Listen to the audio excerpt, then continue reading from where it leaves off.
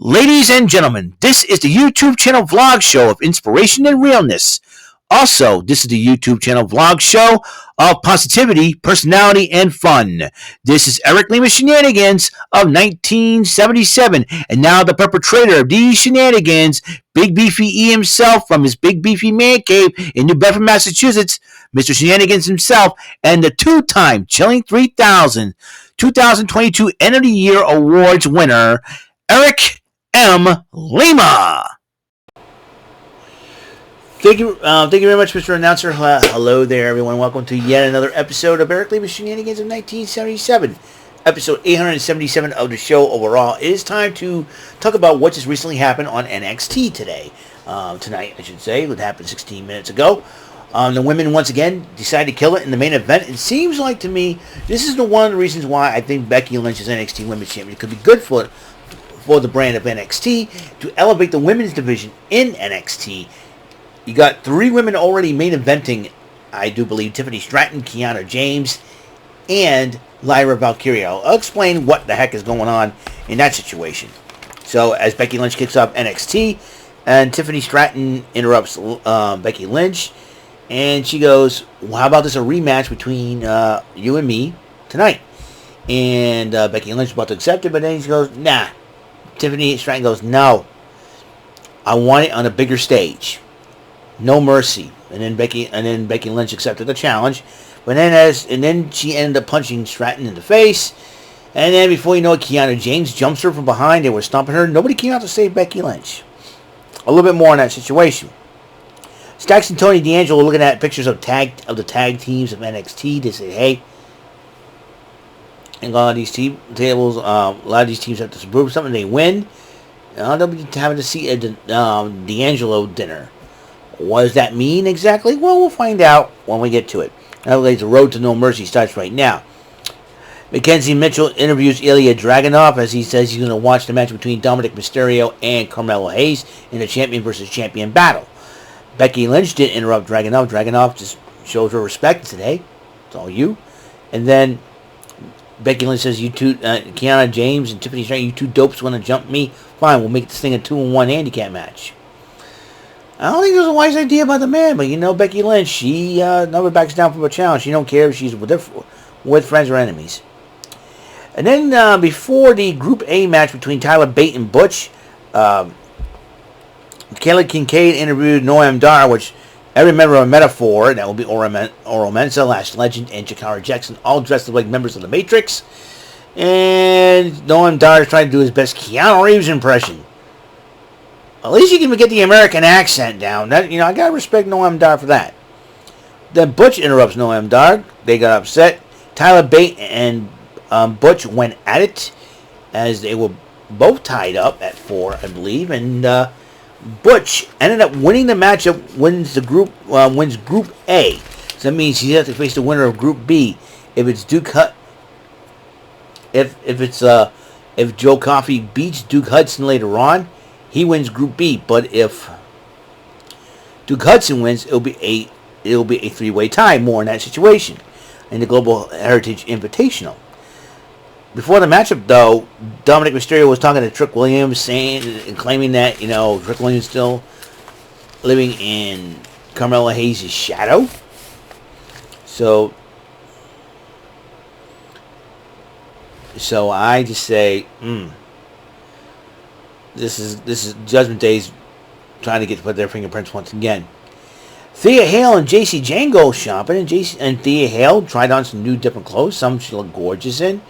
So, JC Jane Doe wants to introduce the whole new look of Thea Hale, new and improved look. Meanwhile, our former classmate, so to speak, of Chase U, Duke Hudson, went one-on-one with Joe Coffey in the Group B matchup. If Duke Hudson wins, it'll be a 3-way tie. Duke Hudson wins the matchup, making it a 3-way tie. And then when Kelly Kincaid interviewed Nathan Frazier, and then she announced, "Hey, that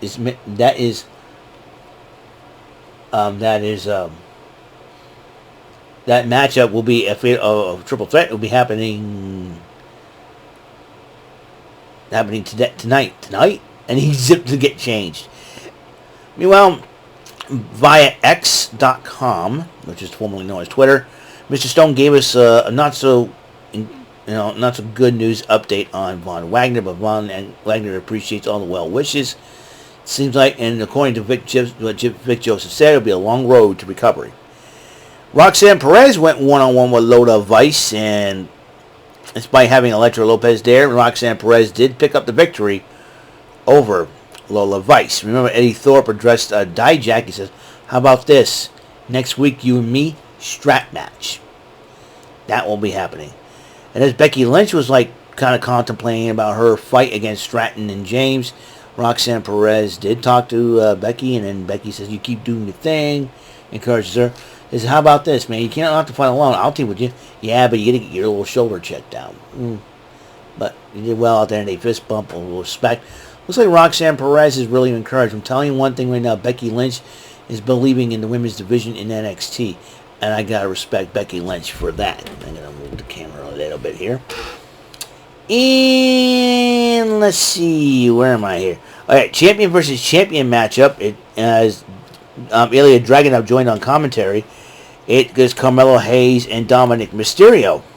Carmelo Hayes, the NXT heavyweight champion, while Dominik Mysterio is the North American champion. And during the matchup, Carmelo Hayes and Dominik Mysterio took turns getting tossed into Ilya Dragunov, and then Dragunov confronts Dominik Mysterio. Dominik Mysterio slaps him across the face, angering Dragunov to beat up on Mysterio during the matchup, which gets Hayes disqualified. And Mysterio tried to escape, but then Dragon Lee super kicks him from behind, as Dragon Lee will challenge Dominik Mysterio this coming Monday night on Raw for the NXT North American Championship. And then Carmelo Hayes was ticked that Dragon off. This is going to be a heck of a fight, because next week there'll be a contract signed between those two gentlemen. Meanwhile, Trick Williams is going, man, what's going on? And then Joe Gacy and Ava Raine tried to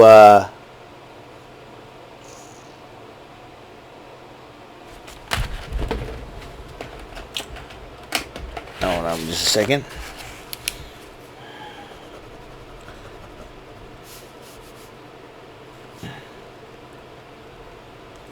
And Ava Raine tried to talk to Trick Williams. I wrote down a different name. Okay. So Ava Raine did talk to Trick Williams about joining Schism, and Williams says, no, I'm setting up my own. That leads to a match next week. Joe Gacy and Trick Williams go one-on-one.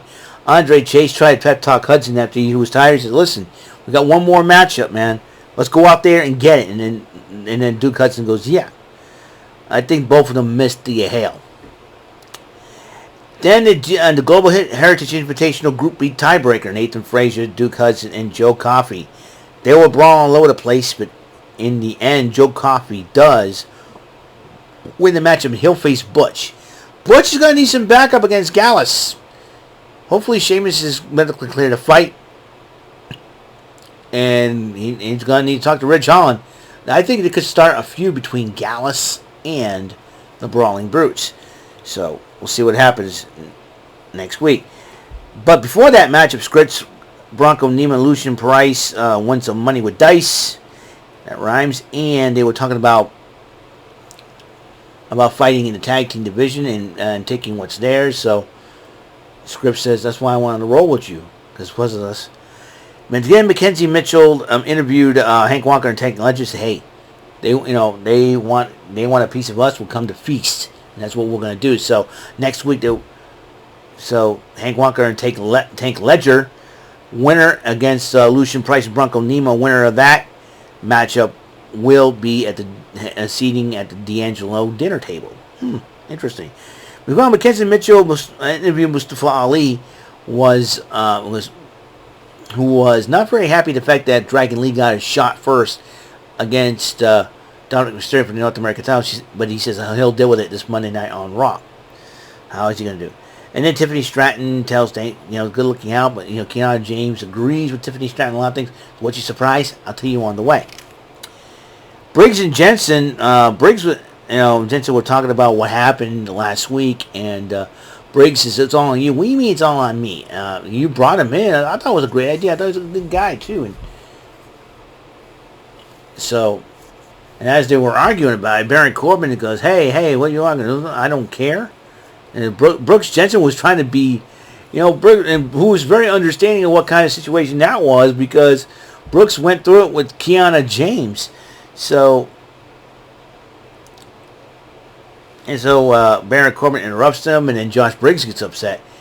Maybe Josh Briggs and Baron Corbin, it was like, Baron Corbin is not making any friends. I'm sorry. Now you're going back to the same old attitude, man. Baron Corbin, what's up with you, man?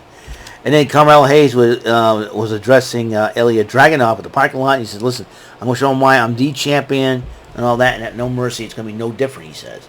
So we'll see what happens there. Meanwhile, Becky Lynch was entering the ring first, but then Kiana James and Tiffany Stratton decided to attack Lynch from behind again. This time around, they attacked Lynch from behind and before their matchup. And as they were fighting off Becky Lynch, Lyra Valkyria, a fellow Irish woman to help out Miss Lynch, came to her aid, and then they decided, make it a tag team matchup as Becky Lynch and Lyra Valkyria against Tiffany Stratton and Kiana James. Valkyria and Lynch did pick up the victory, so Becky Lynch, being a smart lady, and said, hey, you team with me? But then Tiffany Stratton attacked both ladies with a steel chair, but then Becky Lynch says, how about this? At No Mercy, you and me for the title? Extreme Rules. So, hey, Tiffany, you brought in the steel chair, sweetheart. This is what happens when you mess with the man. The man's going to mess with you. So this will be very interesting to see what happens. So, that is all the time we have on this show. Hope you guys have a wonderful time. Episode 877 of Becky Lynch Shenanigans of 1977 is complete. We are 23 episodes away from the milestone of 900 episodes. Now, be patient with me about the Shenanigans Arcade and everything else. I think I got an idea how this is going to work. So I'm hoping that will be the case.